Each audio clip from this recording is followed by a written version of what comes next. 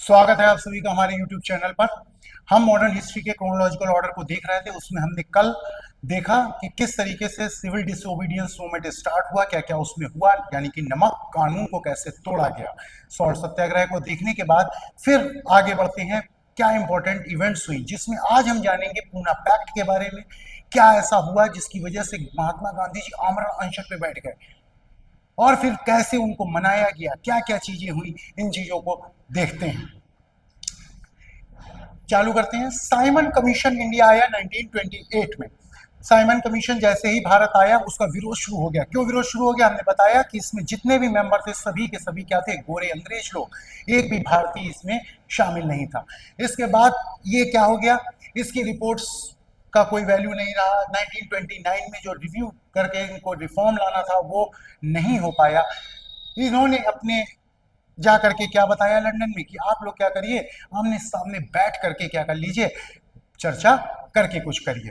तो क्या करा गया, एक गोल सी मेज बनवा दी गई। क्या कर दी गई? गोल मेज, सब लोग आमने सामने बैठ जाए, यानी कि इसी को बोला गया राउंड टेबल कॉन्फ्रेंस। यानी कि एक राउंड टेबल कॉन्फ्रेंस में क्या कर दिया गया, सभी लोग आमने सामने बैठ करके क्या कर लें, निर्णय निकालें। तो 1930 में पहली राउंड टेबल कॉन्फ्रेंस होती है, second round table conference 1931, third round table conference 1932, यानी कि तीन राउंड टेबल कॉन्फ्रेंस हुई, तीन गोलमेज सम्मेलन, प्रथम द्वितीय तृतीय, 1930, 1931, 1932, तीन गोलमेज सम्मेलन हुए। आपसे क्वेश्चन पूछा जाता है, ऐसा कौन सा नेता था जो सभी के सभी गोलमेज आंदोलनों राउंड टेबल कॉन्फ्रेंस में पहुंचा हुआ था? वो कौन थे? बी आर अम्बेडकर जी। तीनों के तीनों राउंड टेबल कॉन्फ्रेंस में शामिल होने वाले नेता थे। पूछता है कि किस राउंड टेबल कॉन्फ्रेंस में कांग्रेस शामिल हुई थी? तो कांग्रेस केवल सेकेंड राउंड टेबल कॉन्फ्रेंस में ही शामिल हुई थी, फर्स्ट और थर्ड में शामिल नहीं हुई थी। अब हम इसको समझना शुरू करते हैं। 1929 में कांग्रेस क्या लेकर के आई? पूर्ण स्वराज का प्रस्ताव लेकर के आए। कौन? जवाहरलाल नेहरू। कहां पर हुआ था अधिवेशन? कहां पर हुआ था? लाहौर में। कहां पर हुआ था? लाहौर का हिस्टोरिकल सेशन, रावी नदी के किनारे, पंडित जवाहरलाल नेहरू की अध्यक्षता में क्या आया? पूर्ण स्वराज का कॉन्सेप्ट निकल के बाहर आया।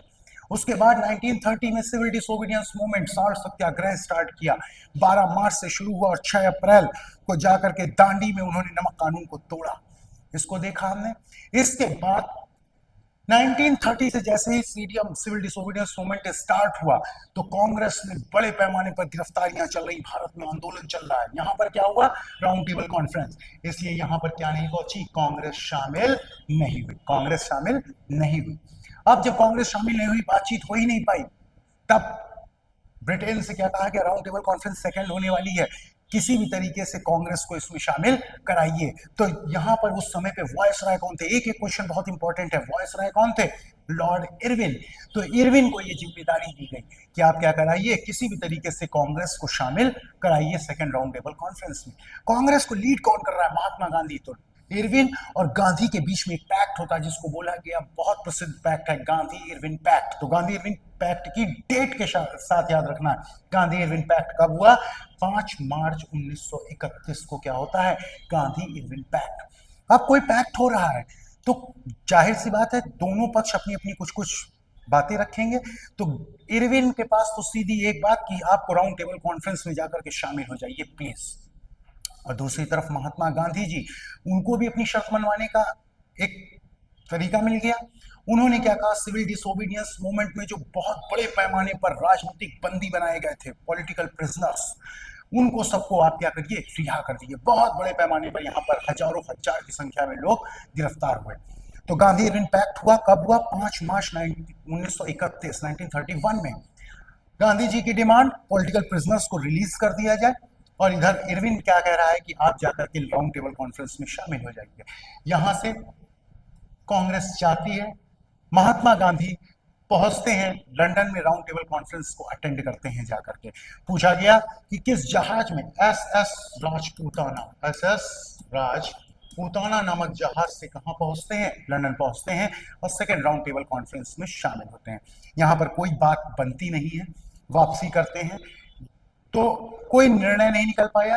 लास्ट में थर्ड राउंड टेबल कॉन्फ्रेंस जो हुई उसमें भी शामिल नहीं हुई कांग्रेस, केवल एक में शामिल हुई। किसमें? सेकंड वाले। इसी के बाद यहाँ पे बहुत जल्दी जल्दी घटनाएं घटित हो रही, इसलिए इसको हमेशा क्रम से लगाने के लिए, क्रोनोलॉजिकल ऑर्डर में लगाने के लिए पूछा। जब भी कई इंपॉर्टेंट इवेंट्स जल्दी जल्दी घटित होंगी, वहीं से क्रोनोलॉजी का क्वेश्चन ज्यादातर पूछा जाता है।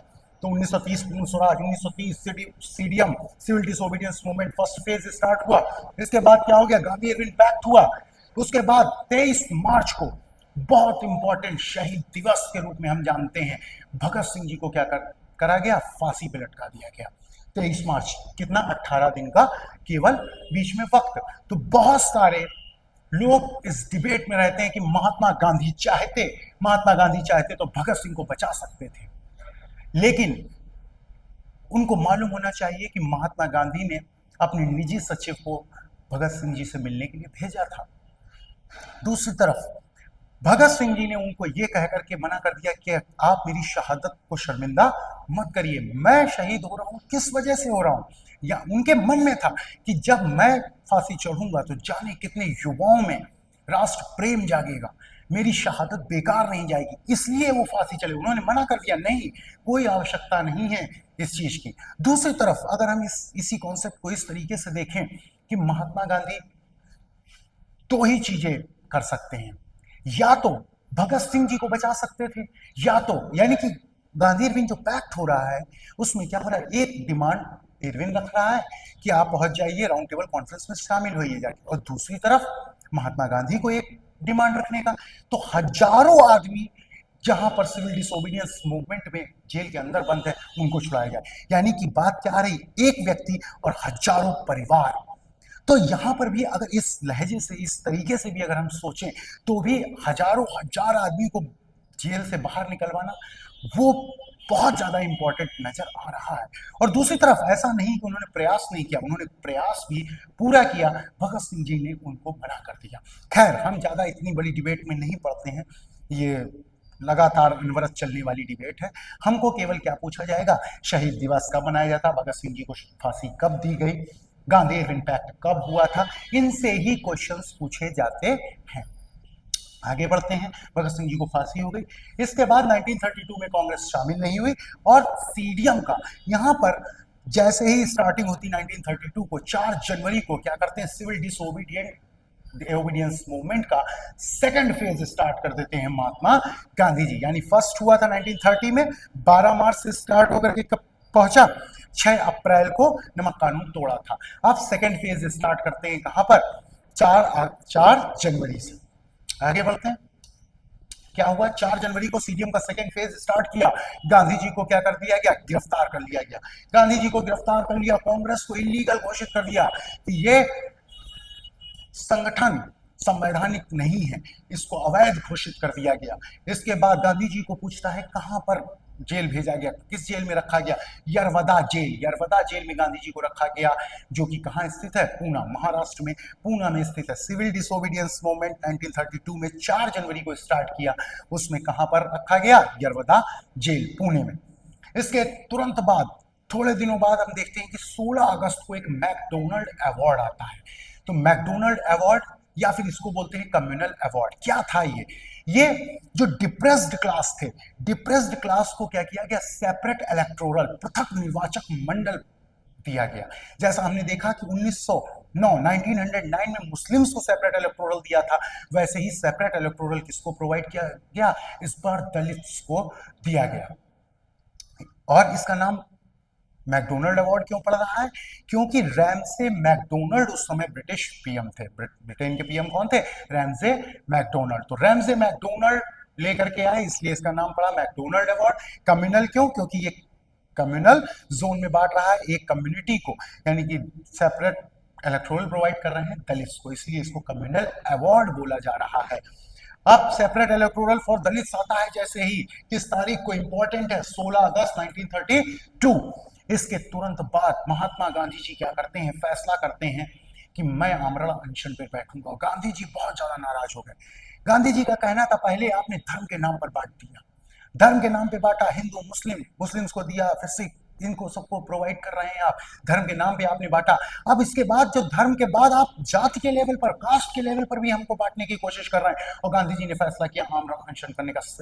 जैसे ही आमरण अनशन पे बैठे, तो कहां से बैठे, उस समय कहां पर थे, जेल में थे। किस जेल में थे? यरवदा जेल। जेल के अंदर से ही आमरण अनशन।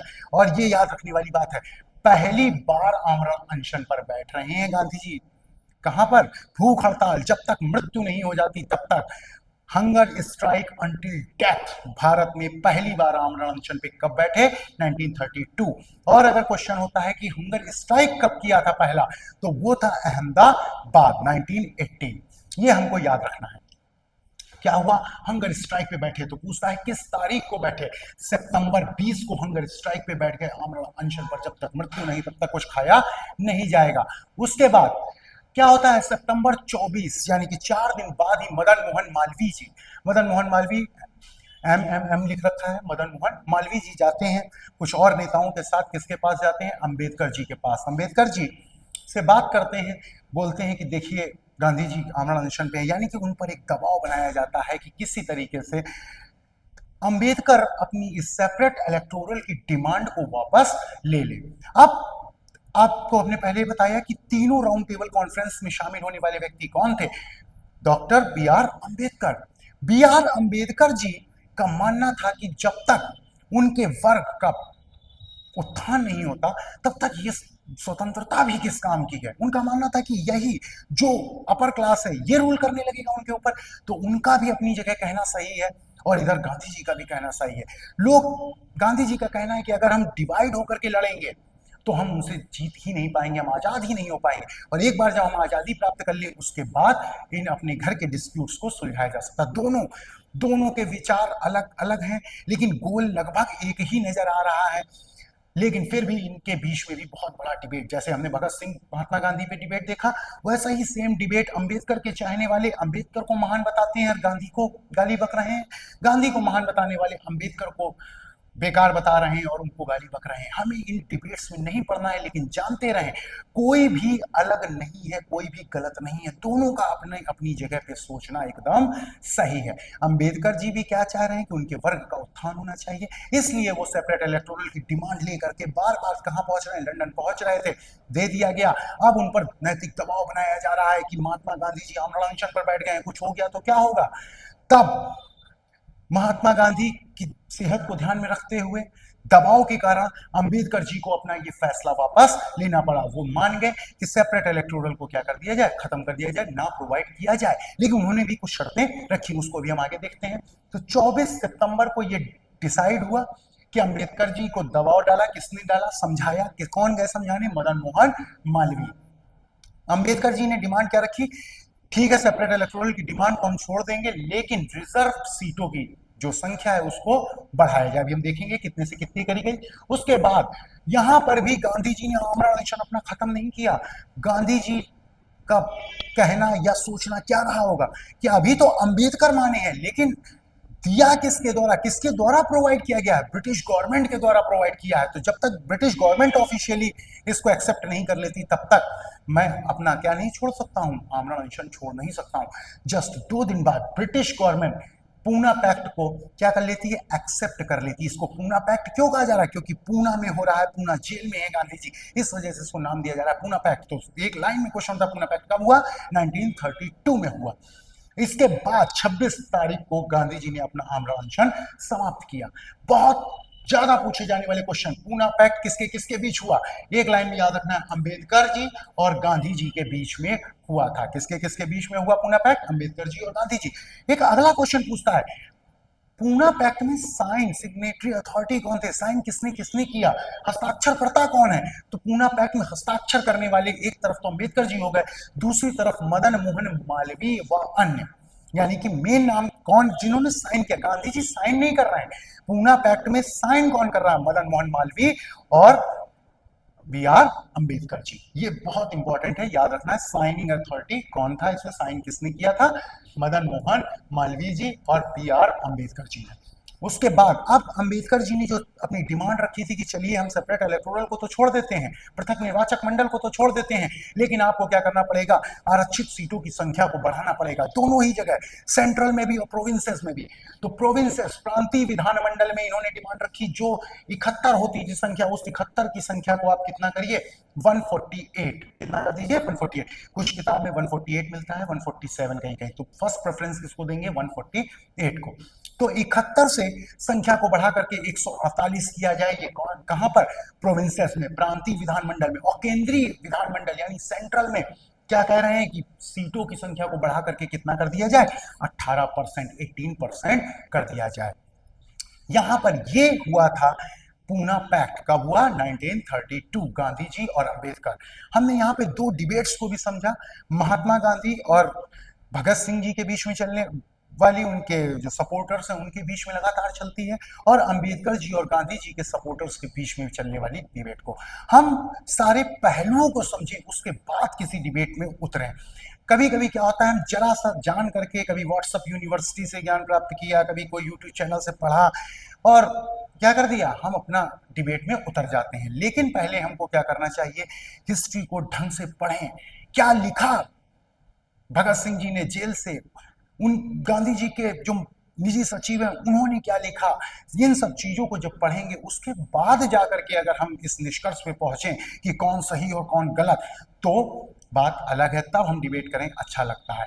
वैसे एक चीज जरूर जान ली, सभी लोग, चाहे वो भगत सिंह हो, चाहे गांधी जी हो, चाहे अंबेडकर जी हो, सभी अपनी अपनी जगह बहुत महान कार्य कर रहे थे, कोई भी पूरी तरह गलत नहीं था। कुछ हल्की फुल्की मिस्टेक्स हो सकती हैं कि किसी से हुई हो, लेकिन उनका सबका उद्देश्य बहुत ही पवित्र था। तो अगर आपको हमारे वीडियो अच्छे लग रहे हैं तो आप चैनल को सब्सक्राइब करें, लाइक करें, कमेंट करें, शेयर करें, जिससे कि जानकारियां और लोगों तक पहुंचे और कुछ मोटिवेशन हमको भी मिले। धन्यवाद।